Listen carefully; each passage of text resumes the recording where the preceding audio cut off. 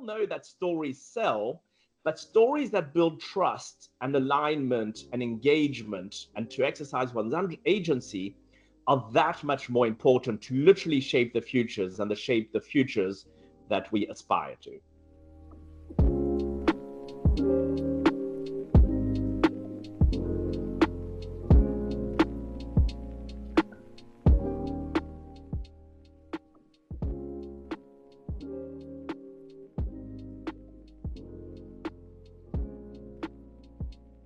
So in a sense, you need a new operating system for today's unpredictable world, and that really should trigger an anticipatory mindset. And we actually devised what we call the 6 I's for this. The first I is intuition. You need to avoid preconceptions. You need to trust yourself. You need to trust your judgment. The second I is inspiration. You need to explore, be curious, imaginative, which leads us to the third I of imagination. Ask broad questions, break from the present. And then improvisation. Improvisation is to experiment with authenticity, to make mistakes, to be comfortable with ambiguity, to build on it. Invention builds on innovation. That's our fifth I. And nothing is predetermined. We invent our futures. And we invent our futures with the confidence to fail and wonder and stumble upon the impossible, which is our 6 I's. So it's really a combination of intuition, inspiration, imagination, improvisation, invention, and the impossible. And the reason this is important is that you need to see the world differently.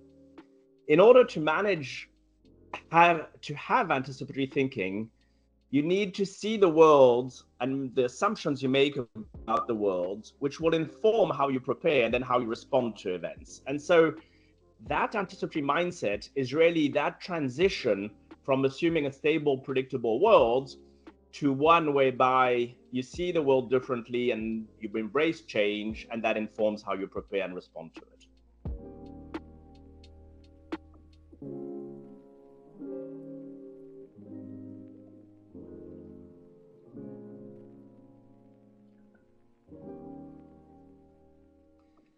You know, that's one of my favorite.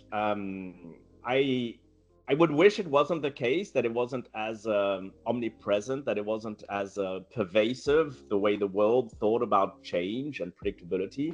But I think, in a way, the biggest misconception we have about predicting the future is that the future is predictable. In other words, even if you tell yourself that it isn't, and you're expecting and kind of visualize exponential curves, somehow one operates on the assumption of the world and businesses and everything being predictable, linear, stable, and controllable.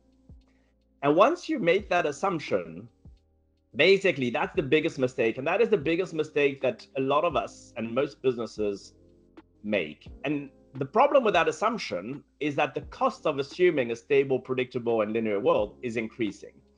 And so really one has to challenge that and almost build an operating system, build a system whereby you're cognizant and you accept that the world is non-linear, non-predictable, complex, and not controllable. And then within that, you're avoiding that biggest pitfall of assuming or misconceiving that the future is some kind of continuity with the past. And you won't be surprised because you'll see the world differently, you'll prepare differently, and you'll respond differently.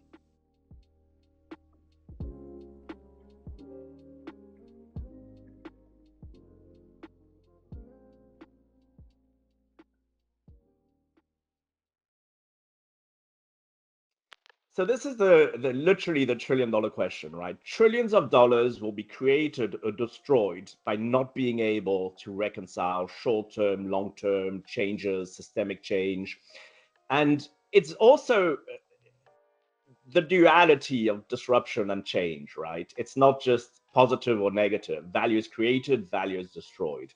And we devised at the Disruptive Futures Institute basically a framework, which we call the AAA framework. And the 3 elements to the AAA is anti-fragile, so based on Nicholas Nassim Taleb and Sherto series. And anti-fragile, it's kind of goes beyond resilient. It reinforces with shocks. So in other words, you know, if you take a rubber band is maybe a strong rubber band will resist to shocks and change and that, but it may not improve. With anti-fragility, we're actually looking at improving systems, ecosystems, and value creation and sustainable value creation, despite or thanks to shock and uncertainty. So anti-fragility is the first A. The second A is anticipatory. So how do you anticipate to be future prepared for different possible outcomes? How do you build the resiliency for that? And how do you prepare for that? So you need futures intelligence. You need to scan the horizon, qualify weak signals, interpret next order implications of change. You need to connect the shifting dots, which might seem unrelated. You have to challenge assumptions and data. Assumptions, data can work very well in linear, predictable, stable, controllable environments, but less so in complex, non-linear, unpredictable environments. So you need to challenge those assumptions and data, which are not a proxy for the future in unpredictable environments. And you need to integrate exponentiality, non-linearity. You need to appreciate that change is slow until it isn't. So this gives you a certain degree of visioning and anticipatory futures intelligence, which is our second A. So we have anti-fragile, anticipatory, and the third one is agility. Now we use agility in terms of the agility to reconcile longer-term thinking with the emergent present. In other words, we need to be anticipatory and think longer term, but we accept and acknowledge that only the present exists. So we need to emerge in the here and now through trial and error.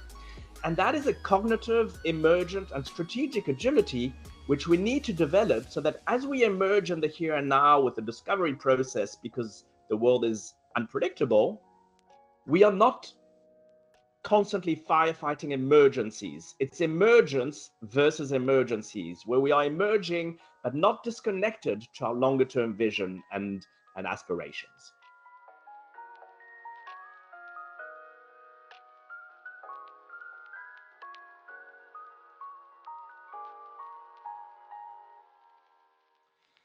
So storytelling has a true power, and I've seen that in everyday life with our work at the Disruptive Institute, with projects from the energy transition to other transformative change. And narratives literally have the power to shape the futures and to create virtuous tipping points.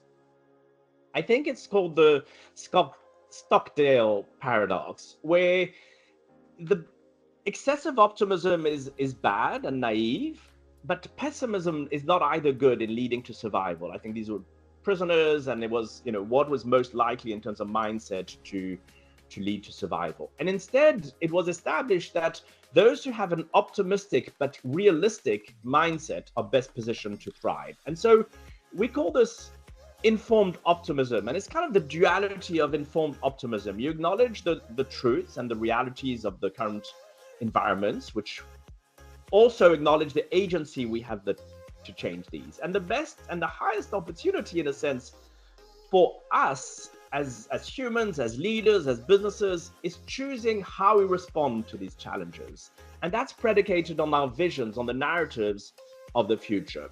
So visioning is really trying to think imaginatively, but credibly, in a plausible way, about how we can be both aspirational, but resolve some of our most complex, wicked challenges that we face. And there's actually been some interesting research, I think, by a neuroeconomist called Paul Zak, who looked at some neurochemicals called oxytocin, which are produced when trust is built and when positive messages come out, and which allow individuals to cooperate in a trustful way and have alignment and exercise agency. And part of the narratives and the storytelling is to build that. So we all know that stories sell, but stories that build trust and alignment and engagement and to exercise one's agency are that much more important to literally shape the futures and to shape the futures that we aspire to.